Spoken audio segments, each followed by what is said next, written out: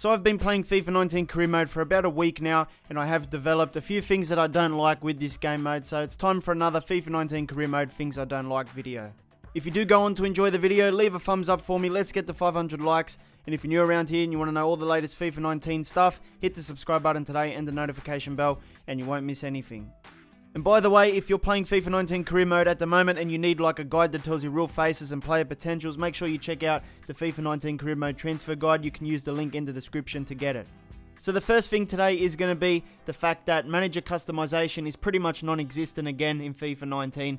The only thing you can change is whether your guy wears a suit, a shirt and tie, or a tracksuit, but I think that was already in FIFA 18 career mode. Basically, I don't think there's even new concept managers, so this sort of feature or this sort of thing has been left unchanged now since FIFA 18, which is terrible, especially considering that there was rumours that manager customization was going to be coming to FIFA 19 career mode. I would like EA to actually copy PES and put in an edit mode which helps us make characters that basically look like ourselves, or at least something really close to it, because PES's edit mode is not bad at all. I've seen some realistic stuff with it, so I think EA can do the same. I think they're just being a bit lazy. I don't know why we have to use these concept managers. At least give us the option to use real life managers as well that are in the game, like Mourinho or Jurgen Klopp. At least that would be better than the concept managers. Now this thing shouldn't even be included on the list, but it is today because EA have decided that halving the save slots down to 4 is a good idea. So last year we had 8 save slots, which means you can do 8 different unique career modes, and this year we've got 4 and it stops at 4. Now, they have tweeted at the community managers. They said they've told the developers. I don't know what's going to happen in terms of an update for this, but so far we only have 4, which is very annoying for me personally that likes to record stuff on career mode and actually play a private one myself. So I do hope that EA bump it up again back to 8, because I didn't see a reason why they should change it other than the fact that they want to drive people to Ultimate Team or the Journey or something like that. But yeah, there was no need to halve it. Like, this thing, it doesn't do any harm to the game. Like, just keep it. It should even be more than 8, really. I don't know why it's capped at 8, but anyway, we'll see what happens with this one, so stay tuned. The next thing I don't like in FIFA 19 career mode is the fact that you can't put a player out on loan after you've bought him. So let's say you wanted to buy a young player who has a good potential but he needs time to grow. So you sign him and you want to put him on the loan list so he goes and gets experience at another club.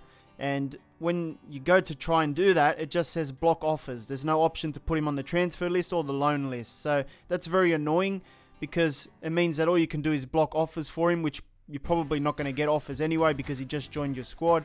So at least give us the option to loan a player out, because sometimes you sign these youngsters and you have no use for them at the moment, but you need them to grow in order to use them in the future. So loaning them out would be helpful as soon as you sign them.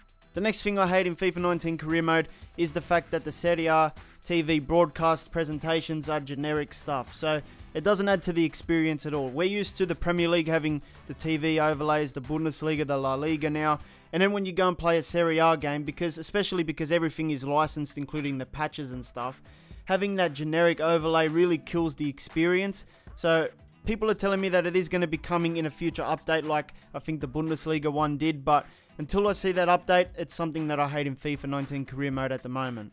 Now this next one is definitely similar to the Serie A one that I just complained about, but the UEFA Super Cup TV presentations are also generic stuff in FIFA 19 career mode at the moment. So this kills the experience. You have the official trophy, you have all the branding on the bibs and the badges as well on the kits, but then you have this like generic TV presentation which kills the way the game looks as you're playing it. So people are telling me, like the other one, that it's coming in a future update, but until I see the update, this will be something that I don't like in FIFA 19 career mode. The next thing I don't like in career mode has been an issue that has lasted for as long as I can remember, and that is unrealistic fixture pile-ups in FIFA 19 career mode. So I've been playing some career mode and I got my first bit of fixture pile-up in December. So on the 4th I had a Carabao Cup game against Newcastle, a day off, and then on Thursday I played a game in the Premier League against Arsenal, another day off, and then I had a Premier League game against Fulham on the Saturday. So very, very tight schedule, especially in December, early December as well, not even in the Christmas period. So yeah, it looks like unrealistic fixtures are going to be in FIFA 19 career mode again. The next thing I don't like in FIFA 19 career mode is the fact that pre-contract signings are still too overpowered. Now, I'm going to plug my own product a little bit, but in my FIFA 19 career mode transfer guide, there is a chapter where there is pre-contract players that arrive for Season 2. So if you look at that list, you can see David De Gea as one of the best players you can sign on a pre-contract for your next season. So I was using Atletico Madrid and I decided to sign De Gea.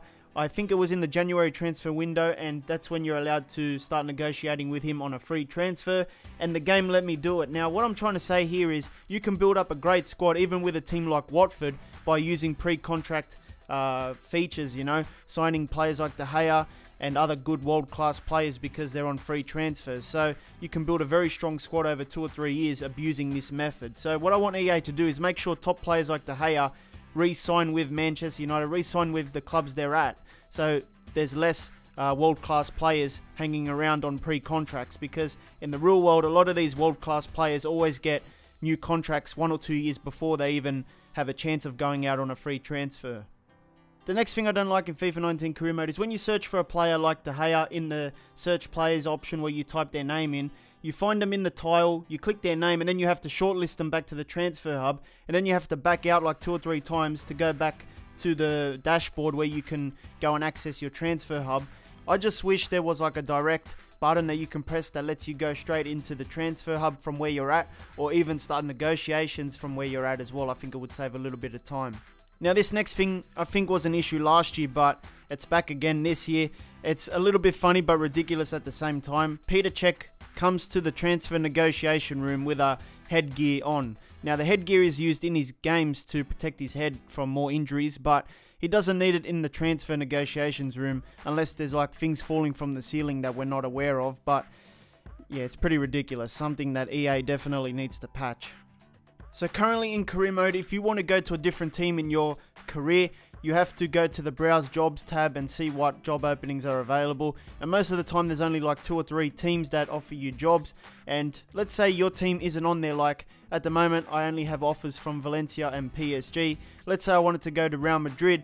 Why can't I just have the option to hit them up and say, hey, I want to coach your squad, and depending on my credentials or maybe how well their manager is doing at the time as well, they might take me or not. So obviously this would need to be implemented well. Like if you haven't won anything in your career and you hit up Real Madrid, they're going to have to decline you. But if you're a well-known manager after 5 or 6 seasons, you've won the Premier League, Champions League, then you're going to have a higher chance of signing with Real Madrid. I just like more control over where I can go to next, rather than just being at the mercy of whatever the game decides to offer me at the time.